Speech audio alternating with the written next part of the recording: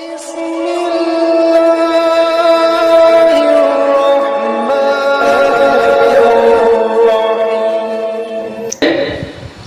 امام زین العابدین رضی اللہ تعالیٰ، آپ کو یاد ہوگا یہ کون ہے؟ حضرت امام حسین رضی اللہ تعالیٰ عنہ کے لخت جگر، کیونکہ اس نسل کو اللہ نے بچانا تھا، اہل بیت اطہار کے اس سلسلے کو دنیا میں چلانا تھا۔ تو جب کربلا میں آپ پہنچے تمام لوگ شہید کر دیے گئے، آپ چونکہ علیل تھے، بیمار تھے، اس بیماری کی وجہ سے جو ہے آپ میدان میں نہ اترے، اور حضرت امام حسین نے آپ کو اس کام سے منع بھی کر دیا۔ اب حضرت امام زین العابدین، آپ کا اصل نام کیا ہے؟ علی بن حسین، زین العابدین آپ کا نام نہیں ہے۔ حضرت امام زین العابدین کا جو اصل نام ہے وہ علی بن حسین ہے رضی اللہ تعالیٰ۔ زین العابدین کیوں کہتے ہیں؟ اتنی کثرت سے عبادت کرتے تھے، اتنی کثرت سے عبادت کرتے تھے، سارا دن روزے میں، ساری رات قیام میں، عصر سے لے کر عشاء تک تمام یعنی جو نیک لوگ تھے، متقی پرہیزگار لوگ تھے، مدینے کے باہر آپ نے جو ہے ایک حجرہ قائم کیا، اور آپ کے در اقدس پر آ کر سارے اکٹھے ہو جایا کرتے تھے، اور درس واس و نصیحت کا جو سلسلہ ہے وہ عصر سے لے کر عشاء تک جاری رہا۔ یہ آپ کے معمولات زندگی تھی۔ پھر یہاں تک کہ حضرت امام زین العابدین رضی اللہ تعالیٰ، مروان بن عبد الملک، یزید کا نام تو سبھی جانتے ہیں، مروان بن عبد الملک کا نام اکثر نہیں دیا جاتا، یہ گورنر تھا مدینے کا، اتنا ظالم، اتنا سفاک، اہل بیت اطہار کا بدترین دشمن۔ اس نے بارہا حضرت امام زین العابدین کو قید کیا، اور ایک مرتبہ تو ایسا ہوا کہ اٹھا کر جیل میں ڈال دیا۔ کہتے ہیں کہ جس طریقے سے ایک قاتل کو بیڑیاں پہنائی جاتی ہیں، مروان بن عبد الملک ظالم سفاک ظالم شخص کے سامنے اللہ کے محبوب کے لخت جگر حضرت امام حسین کے صاحبزادے امام زین العابدین کو بیڑیاں ڈال کر بغیر کسی جرم کے ایک مجرم کی حیثیت سے لے جا کر مروان بن عبد الملک کے سامنے پیش کیا گیا۔ امام زہری کہتے ہیں کہ امام زین العابدین آپ جیل میں موجود تھے، میں آپ سے ملنے کے لیے گیا، دیکھا کہ آپ کو بیڑیاں ڈلی ہوئی ہیں۔ جب میں نے دیکھا میں نے کہا حضور یہ کیا ہے؟ تو حضرت امام زین العابدین رضی اللہ تعالیٰ، جب حضرت امام زہری کو آپ نے پریشان دیکھا، آپ نے فرمایا کہ یہ رب کی طرف سے امتحان ہے، یہ رب کی طرف سے ایک امتحان ہے، ایک آزمائش ہے، میں اس امتحان اس آزمائش سے گزر رہا، میں اس حالت میں اللہ کی رضا پر راضی ہوں۔ جب حضرت امام زہری زیادہ پریشان ہوئے اور اپنے اس غم کا برملا اظہار امام زین العابدین کے سامنے کرنے لگے، تو آپ نے کیا فرمایا؟ آپ نے فرمایا کہ آپ پریشان نہ ہوں، آپ پریشان نہ ہوں۔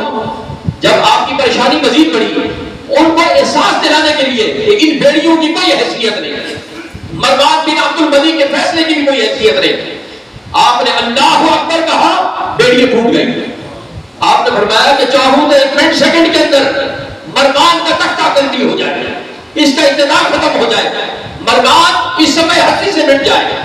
لفظ اللہ کی صدا بلند کرنی ہے، یہ دیکھ لو ماجرا، لیکن میرے رب کی رضا یہی ہے، میرے رب کی منشا یہی ہے، میں اس امتحان میں امر ہونا چاہتا ہوں، میں اس امتحان میں سرخرو ہونا چاہتا ہوں۔ وہ ظالم مروان بن عبد الملک، ظالم تو ظالم ہی ہوتا ہے، انتقام کی آگ اس کے اندر سے گزرے کا نام نہیں لیتی، یہ حسد ہے، کینہ ہے، بغض ہے، یہ نفرت ہے جو اہل بیت اطہار کی ان کے سینوں میں کوٹ کوٹ کر بھر گئی۔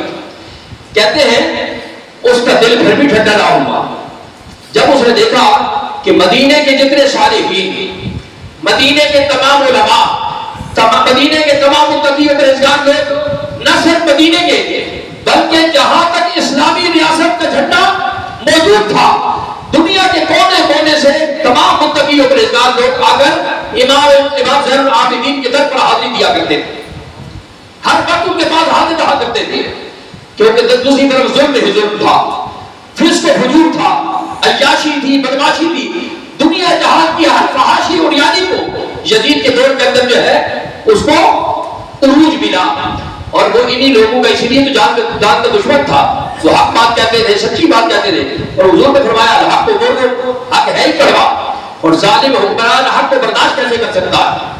تو یہی انتقام کی آگ تھی جو ان کے اندر موجود تھی کہ ان کی ہماری ہاں میں ہاتھ کیوں نہیں کرتے، ہمارے ہر کام کی مخالفت کیوں کرتے ہیں؟ تو حکم تو اللہ کا تھا، الامر بالمعروف تکنتم خیر امۃ اخرجت للناس تأمرون بالمعروف تنہون عن المنکر۔ یہ اپنی مرضی سے سب کچھ نہیں ہے، اللہ نے اہل ایمان کی تو خوبیوں کو یہ بیان فرمایا ہے، فرمایا کہ اہل ایمان کی وہ بے دین امت ہے۔ اور کیوں بے دین ہے؟ حق کو حق کہتے ہیں، باطل کو باطل کہتے ہیں۔ تو کہنے کا مقصد یہ، آپ تو اللہ کا حکم بجا لا رہے تھے، تو کہتے ہیں کہ بالآخر حضرت امام زین العابدین کو راستے سے ہٹانے کے لیے اسی مروان بن عبد الملک نے زہر دے دیا، زہر دے دیا، زہر پورے جسم میں سرایت کر گیا، اس کے اثرات پورے جسم میں پھیل گئے، بظاہر اب بچنے کی کوئی صورت نظر نہیں آتی۔ آپ کے صاحبزادے امام باقر نے جب اپنے والد محترم کو اس حالت میں دیکھا تو آپ نے جو ہے فرمایا، ابا جان یہ زہر تو آپ کے پورے وجود میں سرایت کر چکا ہے، اب ہلاک ہو جانے کا خدشہ موجود ہے۔ تو آپ نے فرمایا، بیٹا گھبراؤ نہیں، میری یہ تمنا تھی، ایک آرزو تھی، ایک خواہش تھی جو کربلا میں لے کر گیا تھا کہ کاش کے اپنے ابا جان کے ساتھ تمام اہل بیت اطہار کے ان نفوس قدسیہ کے ساتھ اپنی جان بھی اپنے خالق حقیقی کے حوالے کر دیتا۔ بیماری رکاوٹ بنی، والد محترم کا حکم رکاوٹ بنا، میں شہادت کی سعادت حاصل نہ کر سکا، لیکن تمنا تھی کہ پروردگار عالم مجھے بھی شہادت کا منصب عطا فرمائے۔ میں سوچتا تھا یہ سعادت کیسے حاصل ہوگی، لیکن مروان بن عبد الملک اور اس کے کارندوں نے مجھے زہر دے کر فرمایا جو میری آرزو اور تمنا تھی وہ بھی پوری کر دی۔ اے بیٹا، میں راہ شہادت پر اس دنیا سے جا رہا ہوں، جو شہادت حاصل کرنا چاہتا تھا میرے رب نے میری اس دعا کو قبول فرما دیا، اور وہ شہادت کی سعادت اللہ نے مجھے عطا فرما دی۔ کرم نوازی دیکھیں، شمر عمر بن سعد، ان دونوں کے متعلق آتے یہ وہ وقت ہے کہ جنہوں نے نہر فرات کے اوپر پہرے دار بٹھائے، اہل بیت اطہار کو ایک ایک بوند پانی کے لیے ترسایا اور ان کو پانی نہ دیا۔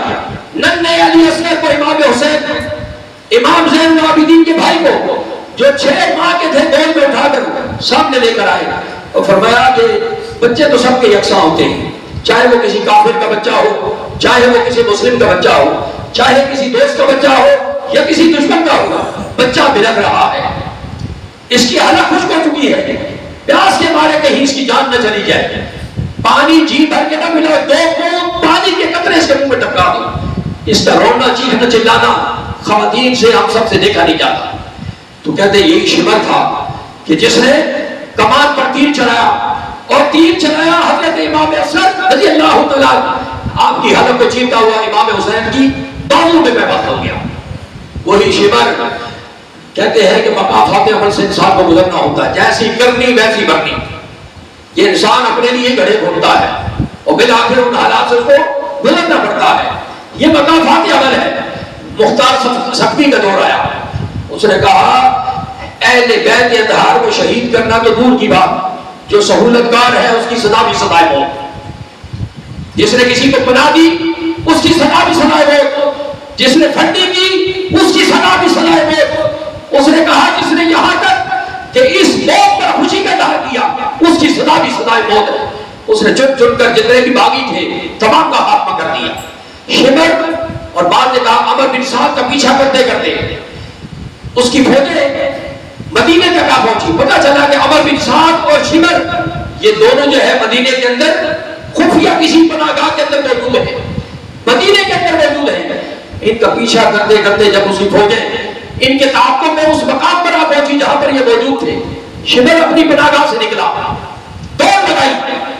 اب رب کی کرنی دیکھیں، دوڑتا دوڑتا شہر سے باہر امام زین العابدین کا جو حجرہ مبارک تھا جہاں آپ عبادت و ریاضت میں مصروف رہا کرتے تھے امام باقر کے ساتھ، کہتے شمر اسی دروازے میں جا پہنچا۔ کس کے؟ حضرت امام حسین کے لقب جگر علی بن حسین جنہیں زین العابدین کہا گیا، کیونکہ عبادت اتنی کرتے تھے کہ اہل ایمان نے ان کو یہ لقب عطا فرمایا زین العابدین، عابدین کی زینت، عابدوں کے سر کے تاج، تو حضرت امام زین العابدین کہتے دروازے میں دستک دی، دروازہ کھولا، اندر داخل ہوا، پیاسا تھا، پانی مانگا تو امام زین العابدین سامنے موجود ہے. اب پانی پر پہرے دار بٹھانے والا شخص سامنے موجود ہے، ننھے علی اصغر کو شہید کرنے والا بدترین دشمن سامنے موجود ہے. ہونا تو یوں چاہیے تھا، موقع غنیمت تھا، پکڑتے ہلاک کر دیتے، لیکن نہیں. نماز سے فارغ ہوئے، کھڑے ہوئے، پوچھا کیسے آنا ہوا؟ فرمایا کہ پانی پلا دو. آپ نے برتن اٹھایا. امام باقر سے بھی یہ کام لیا جا سکتا تھا، لیکن امام زین العابدین نے یہ خدمت خود بجا لائی. برتن تو دھویا، پانی ڈالا، پانی پلایا. فرمایا اور مزید مانگا، مزید پلایا، اور مانگا اور پلایا. شبر پانی پی کر جب باہر نکلا، دل میں خیال آیا لگتا یہ ہے امام زین العابدین نے مجھے پہچانا نہیں، انہوں نے مجھے پہچانا نہیں. کم از کم جاتے جاتے اپنا تعارف تو کرواتا جاؤں. یہ کیا تھا؟ زخموں پر مزید نمک چھڑکنا، کہ جاتے جاتے بتا تو دوں کہ میں تمہارا بدترین دشمن شبر ہوں. میں نے ہی فرات پر پہرے دار بٹھائے تھے، میں نے ہی وہ تیر چلایا تھا ننھے علی اصغر کے اوپر. جب واپس اندر آیا آپ نے فرمایا کہ کیسے آنا ہوا؟ کہا حضور مجھے لگتا ہے یہ آپ نے مجھے پہچانا نہیں. تو آپ نے فرمایا کہ میرے بھائی ننھے علی اصغر کی حلق پر تیر چلانے والے شخص کو بھی بلا میں زندگی میں کبھی بلا سکتا ہوں. ایسے شخص کو بھی بلایا جا سکتا ہے جس نے فرات کے اوپر پہرے دار بٹھائے تھے، جس نے میرے والد ماجد پر تیر چلایا، ننھے علی اصغر کو شہید کیا. تو فرمایا وہ 6 مہینے کا جو بچہ تھا جس کو تم نے اپنے ہاتھ سے شہید کیا، ہم نے تو صرف 2 بوند پانی کے قطرے مانگے تھے، تجھے تو سیراب کر کے اپنے دروازے سے بھیج رہے ہیں، انجانے میں نہیں پہچان کر. تو اس نے کہا میں تو تمہارا دشمن ہوں، پھر آپ نے مجھے پانی کیوں پلایا؟ تو فرمایا پانی اس لیے پلایا کہ دنیا والوں کو پتا چل جائے کہ یزیدیوں کا کام پہرے دار بٹھانا ہے، حسینیوں کا کام پانی پلانا، تاکہ دنیا کو پتا چل جائے. وہ فرق آج بھی موجود ہے، وہ فرق آج بھی موجود ہے. تو کہنے کا مقصد یہ ہے کہ اللہ رب العزت ہمیں ان تمام عظیم لوگوں کے نقش قدم پر چلنے کی توفیق عطا فرمائے. وہ ایک مشن تھا، ایک مقصد تھا، اس مقصد کی خاطر یہ قربانیاں دی گئی ہیں.